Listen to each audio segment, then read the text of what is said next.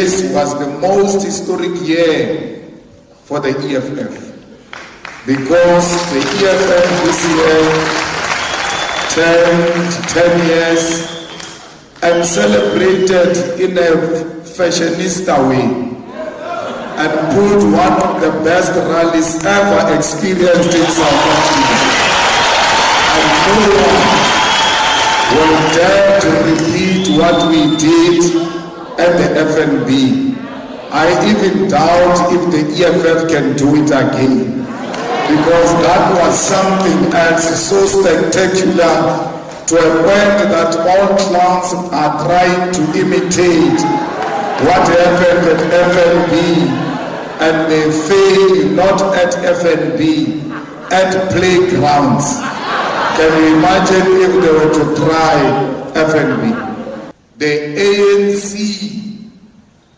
in all the research conducted in South Africa, the survival of the ANC depends on the Eastern Cape. Everywhere else, the ANC is failing dismally, except in the Eastern Cape. That's why in the Eastern Cape, a double effort must be put in place so that the ANC fails in the Eastern Cape, and when it fails in the Eastern Cape, it fails the whole of South Africa and the United States. The ANC, when it wants a playground where it can steal without being challenged, it comes to Eastern Cape. When they bury Nelson Mandela, they use Nelson Mandela's funeral to steal more money. Here in Eastern Cape, it's where degrees are being stolen. That a premier wakes up and says he's got masters. Masters in what? Stupid. You have no masters, you stole a master's. They buy a degree like they are buying a loaf of bread on a shelf. We must be very jealous about buying of degrees. Because if a degree can be procured, all of these medical doctors from South Africa, they will no longer be recognized all over the world. All of these advocates, they will no longer be recognized. The province of OR Tambo,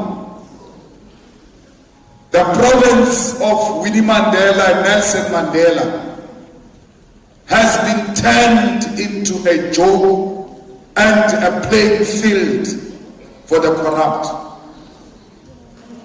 We are led in the Eastern Cape by fools, literally. There is no white man under the EFF who's going to be chased away. Even the racists will not be chased away. They will live on their own. No one can chase anyone away. No one is going to be. They don't want to be equal to us. And the EFF government is going to make us equal to them.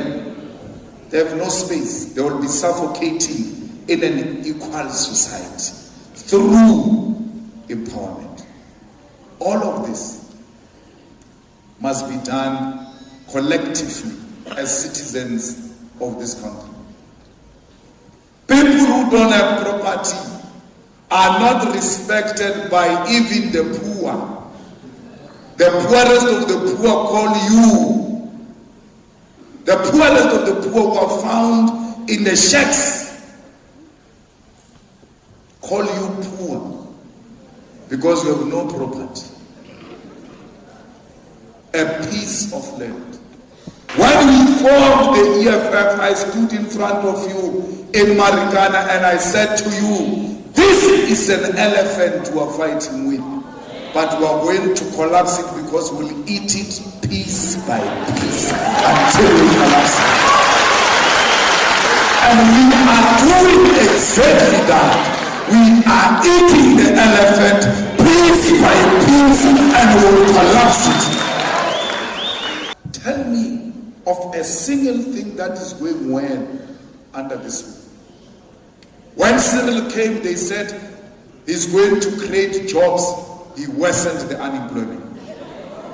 When Cyril came, they said Cyril is going to give you houses. He even went to Alexander and said, I'm going to give you 1 million houses in Alexander in Johannesburg.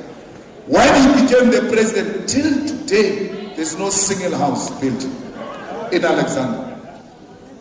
Here in Eastern Cape, forget. Incomplete houses, corrupt houses that are not built properly, they collapse at any time.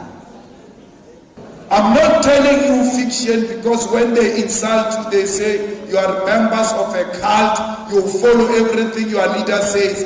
Your leader says Cyril did not build a single house in Alexander. Let them give you an alternative that proves this wrong. They said the economy is going to grow. Ramaphosa is a billionaire. He knows the economy. The economy of South Africa has been stagnant. And my suspicion is that we are growing negatively, and they don't announce it to protect him. Because once you announce the negative, it means economic recession. When you love your people, there's no way you can allow them to continue like this. You know, when we say the ANC is worse than apartheid, we don't mean white people who are good. We mean that, but these ones come from the same background with us. They should have understood our condition and make it better. And they don't do it. That's why we say they are worse. We marched to Israel embassy. When we announced we were marching to Israel embassy, the ANC announced a date earlier. And then they went. Go and ask them, what did you say at the Israel embassy and what have you achieved? We said at the march there, we are going to tell McDonald's to distance itself from McDonald's of Israel, because the McDonald's of Israel has changed its packaging and it uses the colors of the Israeli flag for packaging, which means they support what Israel is doing. These ones here at home must say they are not part of that. They did. McDonald's is not these spaza shops that we are doing. It's a very powerful institution. We said to Woolworths, remove every product from Israel. We don't want to see it on the shelves. They removed all the products from Israel. We said Parliament must pass a resolution that says the embassy of Israel must be closed down, because we cannot share a territory with people who are committing genocide. Parliament passed the resolution of the EFF and said the embassy of Israel must be closed. So we don't talk in the EFF. We don't make promises. We make commitments. Because with commitments, there must be a follow-up. That's why we speak publicly, so that people can hold us to that. Why would I change my views on foreigners? Because EFF is characterized by progressive internationalism. And part of that progressive internationalism is Pan-Africanism. That's why when we sing Nkosi Sikelele Africa, I was listening to you. When we say Africa, you guys say South Africa. There's nothing called South Africa. South Africa is a geographical direction that this is the southern part of Africa. It doesn't exclude it from Africa. Hey, we don't want foreigners. Hey, we don't want Zimbabweans. Hey, we don't. These people, they came with EFF. They brought foreigners here. No. You are fighting with a Zimbabwean over what? Over being employed by a white person. You are not saying Zimbabweans have taken the land. You are not saying Zimbabweans have taken the restaurants. You are saying Zimbabweans are working in the restaurants and they pushed us out. But who's the owner of the restaurant? Did the Zimbabweans put a gun on the head of the owner? Who employs people there? It's a white man who now wants to put us against each other because apartheid thrives through divide and rule. In your daily lives, you are always on the side of the weak. If you find two people fighting, you first look at the strong one.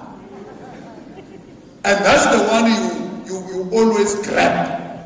Because that other one is already down. So you grab this strong one so that it doesn't kick the one who's already down. If you are not on the side of the weak, why are you not going to grab the one who's down so that the strong can kick the weak? That's what you apply in life on a daily basis. Apply that even in politics. America vetoes ceasefire in Palestine.